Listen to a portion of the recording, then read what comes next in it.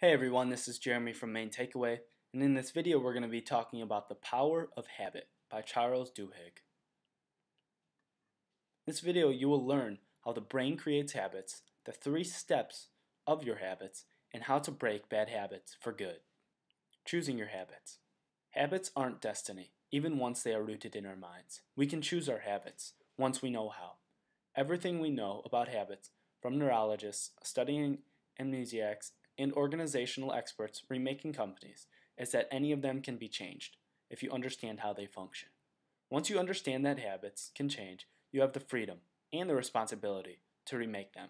Once you understand that habits can be rebuilt, the power of habit becomes easier to grasp, and the only option left is to get to work. Define habits. Habits, as they are technically defined, the choices that all of us deliberately make at some point and then stop thinking about but continue doing, often every day. At one point, we all consciously decided how much to eat and what to focus on when we got to the office, how often we have a drink, or when to go for a jog. Then we stopped making a choice, and the behavior became automatic. It's a natural consequence of our neurology, and by understanding how it happens, you can rebuild those patterns in whichever way you choose. Aristotle and Water.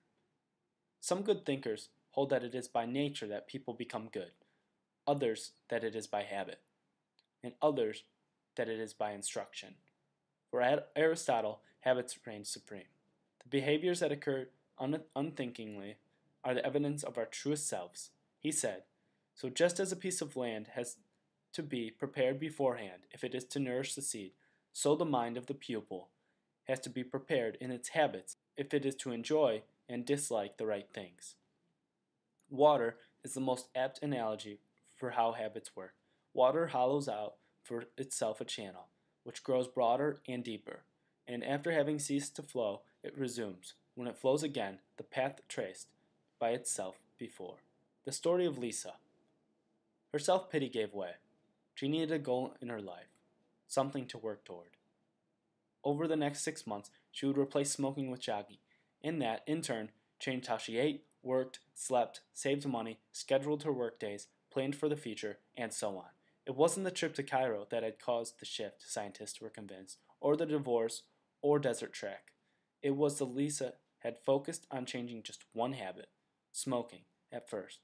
Everyone in the study had gone through a similar process.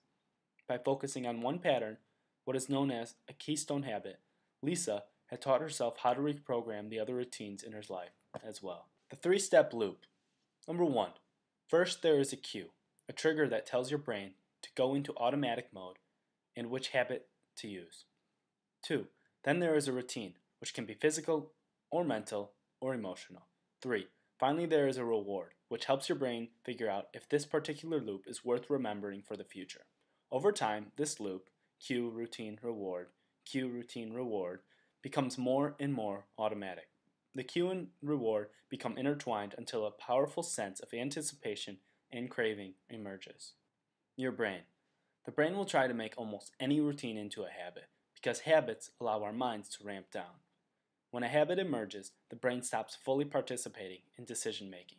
So unless you deliberately fight a habit, unless you find a new routine, the pattern will unfold automatically. Triggers. You want to fall asleep fast and wake up feeling good? Pay attention to your nighttime patterns and what you automatically do when you get up. You want to make running easy? Create triggers to make it a routine. People who have successfully started exercise routines show they are much more likely to stick with a workout plan if they have chosen a specific cue, such as running as soon as they get home from work, and a clear reward, such as a beer or an evening guilt-free television. Every McDonald's looks the same. The company deliberately tries to standardize stores' architecture and what employees say to customers, so everything is a consistent cue to trigger eating routines. Why are habits so powerful? They create neurological cravings. Most of the time, these cravings emerge so gradually that we're not really aware they exist, so we're often blind to their influence. But as we associate cues with certain rewards, a subconscious craving emerges in our brains that starts the habit loop spinning. Cultivating new habits. This is how new habits are created, by putting together a cue, a routine, and a reward, and then cultivating a craving that drives the loop. But countless studies have shown that a cue and a reward on their own aren't enough for a new habit to last. Only when your brain starts expecting the reward, craving the endorphins, or a sense of accomplishment, will it become automatic to lace up your jogging shoes each morning. The cue, in addition to triggering a routine, must also trigger a craving for the reward to come. Use this basic formula to create habits. Want to exercise more? Choose a cue, such as going to the gym as soon as you wake up, and a reward, such as a smoothie after each workout. Then think about that smoothie, or about the endorphin rush you'll feel. Getting rid of bad habits. You can never truly extinguish bad habits. Rather, to change a habit, you must keep the old cue and deliver the old reward, but insert a new routine. That's the rule. If you use the same cue and provide the same reward, you can shift the routine and change the habit. Almost any behavior can be transformed if the cue and reward stay the same. Most people's habits have occurred for so long they don't pay attention to what causes it anymore. Consumer habits. Consumers need some kind of signal that a product is working. The tingling doesn't make the toothpaste work any better. It just convinces people it's doing the job. Foaming is a huge reward. Shampoo doesn't have to foam, but we add foaming chemicals because people expect it. Same thing with laundry detergent and toothpaste. Cravings are what drive habits, and figuring out how to spark a craving makes creating a new habit easier. Habits in football. The key to winning was changing players' habits. Duhigg, a former Colts coach, wanted to get players to stop making so many decisions during a game. He wanted them to react automatically, habitually. If he could instill the right habits, his team would win. Period. Champions don't do extraordinary things, Duhigg would explain. They do ordinary things, but they do them without thinking. Too fast for the other team to react. They follow the habits they've learned. Habits are a three-step loop: the cue, the routine, and the reward. But Duhigg only wanted to attack the middle step, the routine. He knew from experience that this was easier to convince someone to adopt a new behavior if there was something familiar at the beginning and end. Changing habit. For a habit to stay changed, people must believe change is possible, and most often that belief only emerges with the help of a group.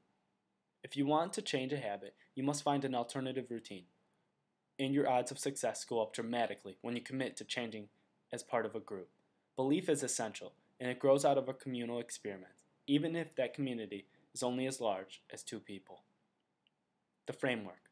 Identify the routine, experiment with the rewards, isolate the cue, and have a plan. How do you start diagnosing and then changing this behavior? By figuring out the habit loop. And the first step is to identify the routine. With most habits, the routine is the most obvious aspect. It's the behavior you want to change. Next, some less obvious questions. What's the cue for this routine? Rewards are powerful because they satisfy cravings, but we're often not conscious of the cravings that drive our behaviors.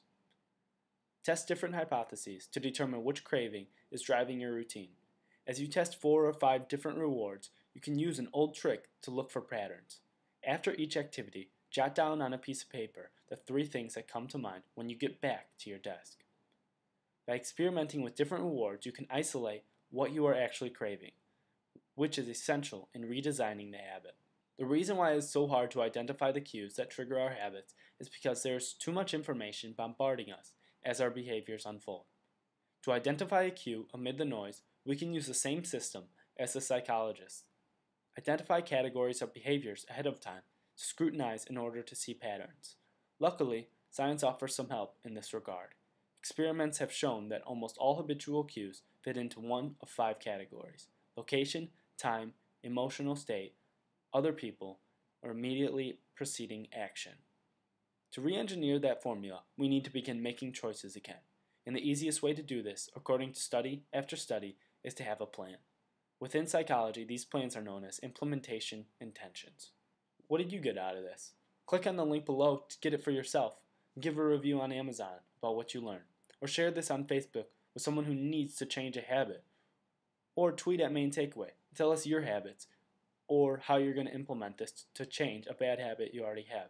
Also, share a comment below about what you liked or disliked about the video. You can get this book on Amazon for $13 by clicking on the link below. It is rated number 1 right now in personal transformation section. It's been rated a 4.3 out of 5 stars by 551 people. And that's it for our main takeaway of the power of habit.